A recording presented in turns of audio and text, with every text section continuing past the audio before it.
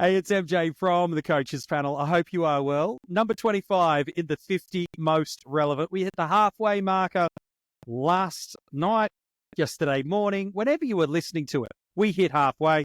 So what's the best way to go from a halfway marker? Start it the way you ended it. We're staying in the back line, staying chatting to MiniMonk. Mate, good to see you. Callum Mills. Look, there's not a whole big bit of deviation about what could be, but there is a world where he becomes one of the most impactful and relevant players if just one thing goes his way. Yes, very much so. It's good to be back in back-to-back episodes. We've gone from a guy who a lot considered to be a very safe pick to a player that has a little bit more risk associated with him. But because of that, there's a hell of a lot more upside. 100%. He delivered us a seasonal average last year in AFL Fantasy. Didn't even crack the 70 marker. It has been a long time since we have seen Callum Mills around this territory of average as a result in fantasy and dream team. I can't recall seeing him this cheap, just flat out dirt cheap. It's on the screen for you if you're watching through on YouTube. While in SuperCoach, a seasonal average of 73.7 means he's coming at a price point in that format of just over $350,000. Just the 6 games last year. His season high score came against the Adelaide Crows right towards the end of it, a 98 in SuperCoach and a 107 in Fantasy. They're basically both about halfway to his career best scores, if I'm honest with you, though. He's a part of the 200 club. I famously remember this game. I think Mini might have too. I think we both might have traded him in this week for the score too. 214 in SuperCoach. And a 162 in AFL Fantasy. Mini, it's hard to say someone's a victim of their own brilliance, but at times that's probably a fair sentiment for Callum Mills, because if there is a need for this Sydney team and a vacancy through either injury, selection, suspension, or just trying to get a different shape in their team, he becomes the movable piece, or at least historically has been the movable piece to fix. We need some support on the wing. Let's send him out there. We need him inside mid. Let's go win that contest. We need someone to lock down on a medium forward. We'll throw him back there. We need someone to intercept and be a general in this backline. That's probably the hardest and worst thing about Callum Mills from a fantasy perspective is if there's a need, he's able to fill it and do it at a world-class level. Absolutely, he is. He is a phenomenal player, and I think it's taken us most of this year, 2024 and into the 2025, to realize just how good of a player he was when he was fit and fired. That 2022 season was something to behold in terms of not just a fantasy and SuperCoach sense, but in terms of how good a player he really was. He was leading those Swans to being a dominant team throughout a lot of that season. And his absence through injury in 2023, when he got injured early on in that game, and through 2024 was sorely missed by them. It's arguable that they could be a better team with him in the midfield when you've also got the likes of Heaney and Warner and Rowbottom in there. To say that he's a point of difference and can take that midfield to another level seriously tells you how good of a player he is. But as you said, he's a victim of his own success. He's a phenomenal player off halfback as well. He's been shown a propensity to be able to play wing, be able to play half forward and do tagging jobs, take kickouts. And that is the concern with a player like him, is his versatility leads him to being susceptible to wild scoring changes. And so I think that's what we need to start the discussion today is, where do we see him? What do we see that happening? And is there any reasons why that might change for the 2025 season? Yeah, once you basically find your answers to those questions, your decision should be made about whether or not you are starting Callum Mills or you are fading Callum Mills in your starting squad. Like, you just look over these last 4 seasons. Everything went wrong last year. There was nothing that went right for him, from the off-season shoulder incident that ruled him out for 2/3 of the season, then does his hammy that robs him of that grand final appearance. And I am curious, while the Swans never really looked like in it, you take any team's captain out of their side, does that change the balance of this side a little bit? I just wonder. Regardless, he only had 4 games last year where he attended a centre bounce. The positive of that for us is this. It's how he's gained defensive status. So let's not hate on it too much, because that's the reason he's not only so relevant, becomes someone that's so highly desired and to be owned. Only really 2 decent scores in fantasy last year, a 91 and a 107. Again, coming off a really serious injury, and only the one decent sort of score in SuperCoach 2, the 98. The year prior, way better in 2023, but not at the heights of 22 and 21. 84 average in AFL Fantasy with 4 tons, SuperCoach average of 87 with 6 tons, going around that mid-30s to high 30s centre bounce attendance rate. There is an injury-impacted game in there that does dint that average. And then, of course, there is probably the years we're going to look back and say are the career fantasy and SuperCoach scores. Well, let's hope we get one more. 116, 112 in SuperCoach, 111, 109 in fantasy. Like, what a range these last 4 years have been for us, Minnie, from the peak of his powers to somebody that offers a little bit of value to someone that just breaks your heart. That's basically his last 4 years. Absolutely. I mean, if you've been an owner of him in the 2021 and 2022 seasons, you probably have fond memories of him. You probably love the scores that he's been able to produce. Whereas if you've been an owner of him in 2023, particularly for that game where he got injured about 5 minutes into it on a 3 AF and a 4 SuperCoach, or you decided to pick him up in a draft league or trade into him right at the end of the 2024 season, you're probably not much of a fan of him. And there might be some perception towards him because of that. And I know that you say that those 6 games that he's had last year, there was only a couple of good games in them for fantasy and SuperCoach perspective. And yes, that's true. But he also isn't priced like he has been in the past. It's not like he's priced at 117 SuperCoach and 110 AF. It's not like he's even priced at 88 SuperCoach and, the 84 AF like he was in 2024 before the shoulder injury, which ruled him out. That's factoring in that injured score. He's priced in the 60s in both formats.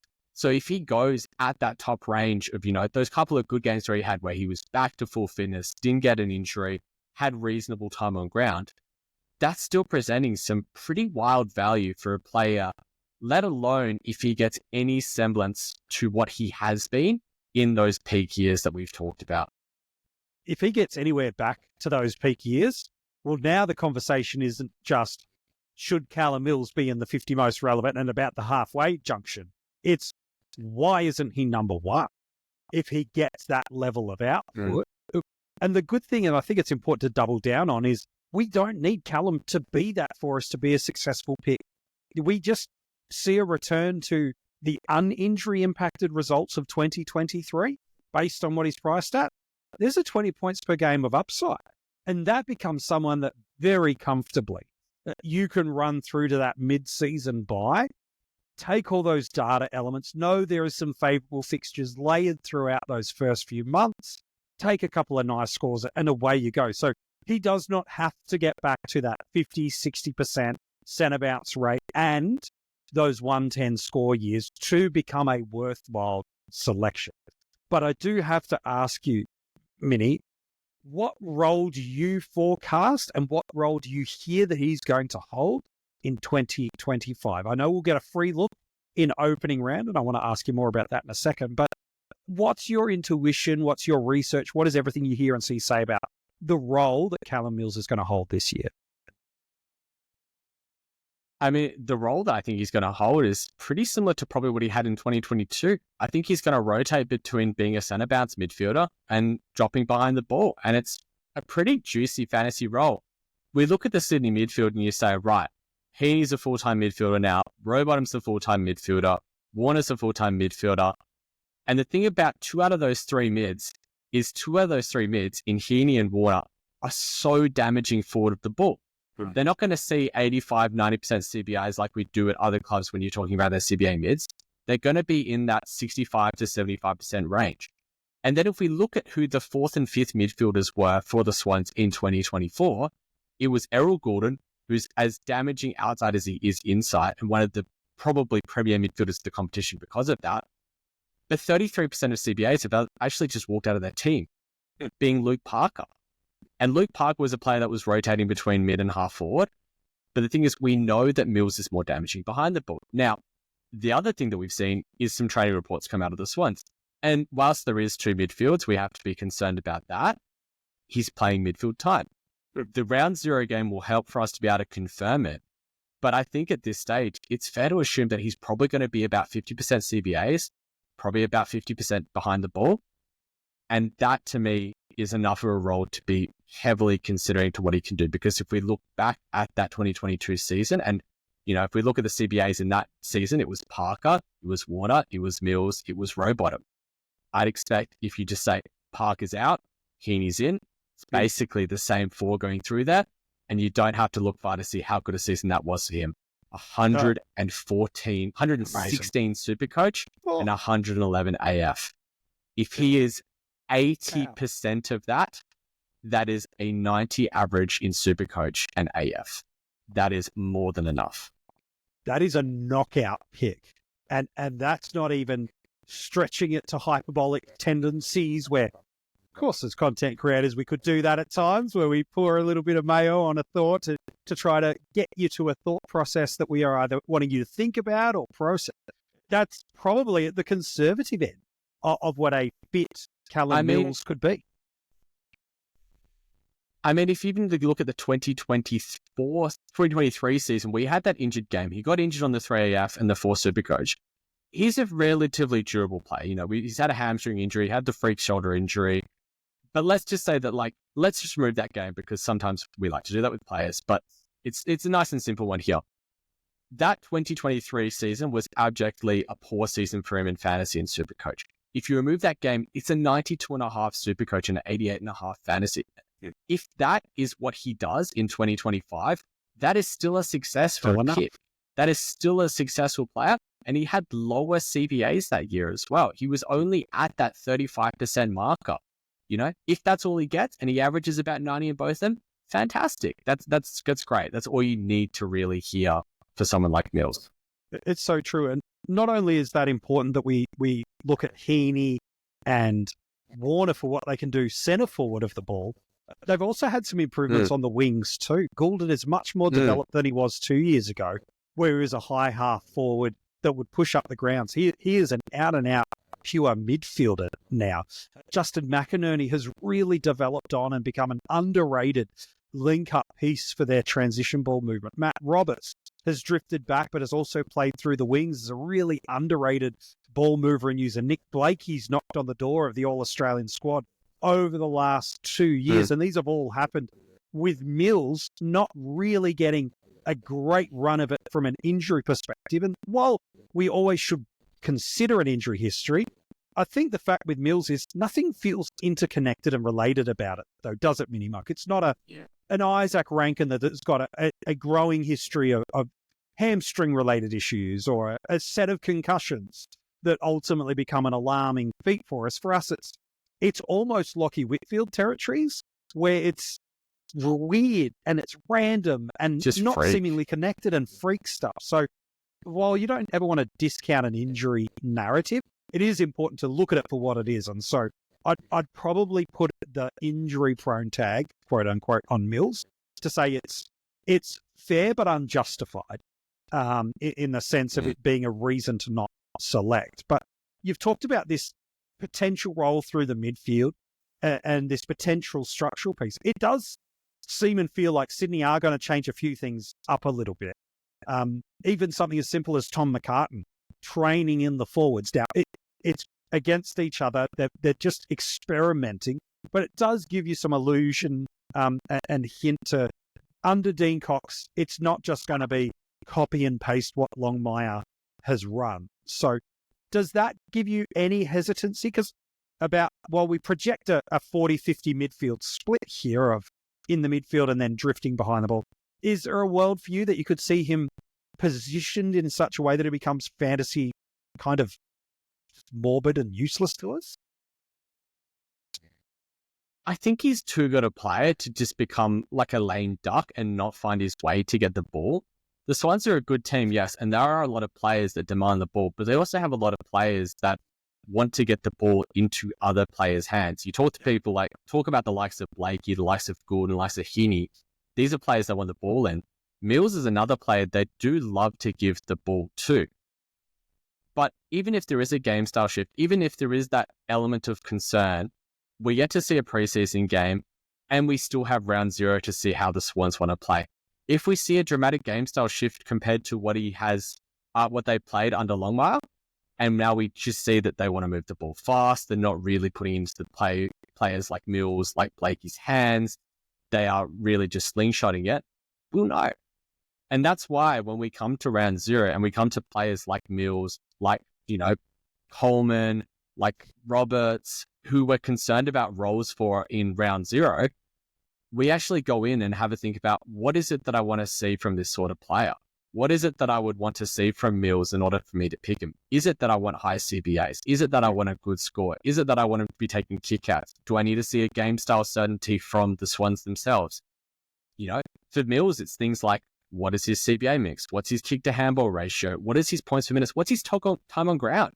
Yeah. Like, if he's hitting 80% time on ground, if he's hitting above a points per minute of about 0.9, and if he's getting a few marks and a few tackles, those are the sorts of indicators where you're going, they clearly want to give him the ball. They're clearly trusting that his body is fit, and he's clearly looking like the Mills of the past. It's never just one indicator. It's not a blanket line saying, if he scores above 80, I'll pick him. If he scores below 80, I won't pick him. Yeah. It's, what other indicators does it look like for this player for me to be considering him? And for someone like Mills, it should be a fairly obvious spread of points. Like, can he hit the different categories? Has he got a reasonable kick to handball ratio? Because, normally it's around about the 1.1 to 1.3 marker. And is he playing enough time on ground to be actually able to accumulate the ball? If he's getting anything like a normative Callum Mills time on ground, I think for me, you could have almost zero concerns about him because he scores in every single column. He's one of the most really well-rounded footballers, that he hits that defensive elements. He has that offensive stuff. He can take those marks. He can lay those tackles. He can win the ball in a contest. He can spread and get uncontested footy. So I think you're right. Even if I see him in opening round, only attending 1 in 3 centre bounces, the fact he's in and through there and that time on ground, barring something else in that line popping that makes me trump him, I'm probably still very confident to do that. It does become a challenge if you're also liking the looks of Roberts, Holmes, Coleman, Perryman, Stewart, who are all defenders on bye in that round. But of all of those ones, the player that feels like he offers the combination of greatest scoring ceiling alongside the greatest scoring upside, he to me feels like the one where those two things converge. Mills could be the premier option of all of those defenders. Especially when we're screaming out for some sort of just pick-me type players in our defense.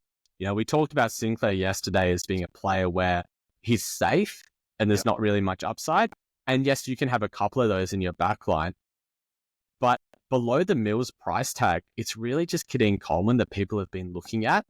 And then you're starting to get towards the rookies who, at this time of the preseason, we don't know what rookies are going to come through, let alone how many there's going to be.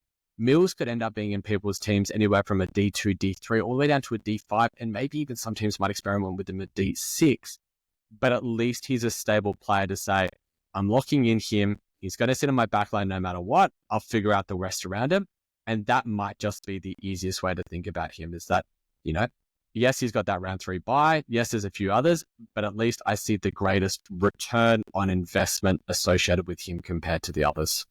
100%. The beautiful thing about starting him, and should it fail, he becomes an easy parachute pathway to the mid-price defender that's popping, a D'Ambrosio type player from 2024, or conversely, as Minnie said, he's your easy avenue to a restructure.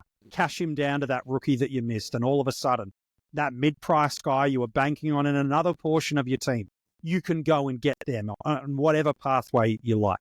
Equally, if he gets just to the 2023 territories of a high 80s average, he's doing enough, let alone that pathway to where he could still be a 110 defender.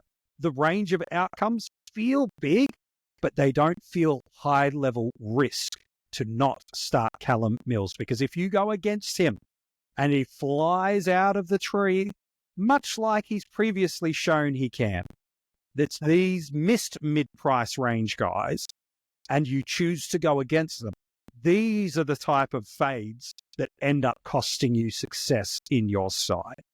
But draft is so wide open to me, Minnie. Here at the Coaches Panel, yeah. we choose to draft on the Keeper platform, whether it be because of you want to do a single season, dynasty, or Keeper league. The Keeper platform has unrivaled customizations. It is incredible and functional. We've had a bit of a look and play behind the scenes at what draft day is going to look like. And trust me, friends, you don't want to miss out on drafting on the Keeper platform. But I could see a world where two big outcomes happen. There are people that are like, what, Callum Mills is a defender this year? I remember him from that 2021-2022, stuffed the average. He's my D1. And then I can also see people drafting off average and with some burned hesitancy of role and injury history and going, oh, if he's there in my last defender, I'll get him.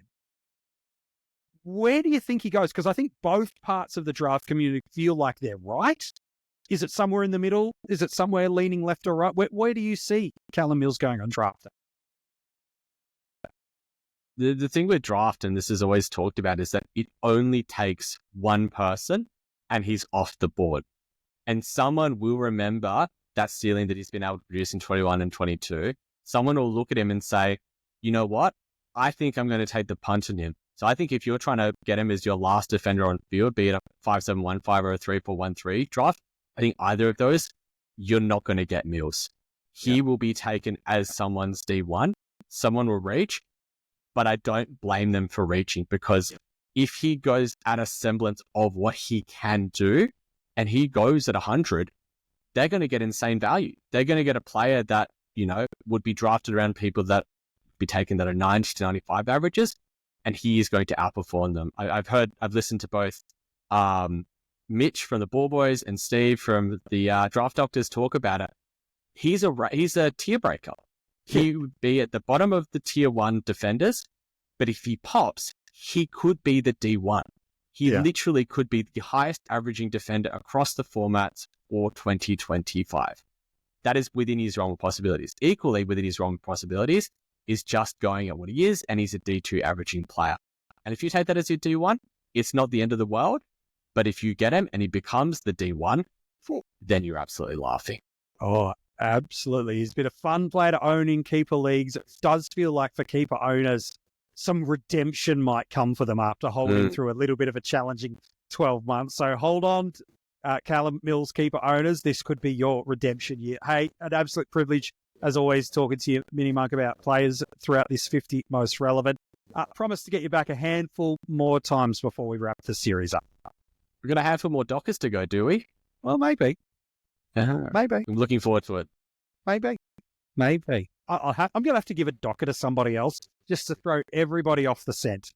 That's the only way I'm going to make my way through this. Hey, if you want to go back and listen through any of these episodes or watch any of these episodes through the series, maybe you're just getting going with your fantasy footy pre-season because you're back at work, back at study, and you're like, I need something to distract me. I'll go listen to the Coaches Panel. We got you. You go back and listen to these audio podcasts, wherever you're listening to this. Make sure you give us a 5-star rating and leave a review if you can do so. It makes a big difference for us. And if you are watching this on YouTube and you haven't subscribed, do it. Turn the notifications on. We got videos dropping every day in the preseason with stats, players, positions, strategies, ideologies to help you navigate this preseason. All the details of how to get in touch with us are in the description of this episode too, as well as we can become a part of our Patreon and also get your hands on some Coaches Panel merch. All right, you want a clue for who's up tomorrow? Let me give you one. We're only a couple of years removed from this guy at one point in time having an unbelievable feat attached to his name. There was a portion of a season a few years ago where he was averaging over 120 in one format and literally less than a point away from that in the other. And chances are, ever since that time, you've not really considered him. But he's unbelievable value. If you contrast his price point to what he did in that incredible stretch of games. And the even scarier thing is, think he could go even bigger. Who am I talking about? You'll find out tomorrow in the 50 Most Relevant.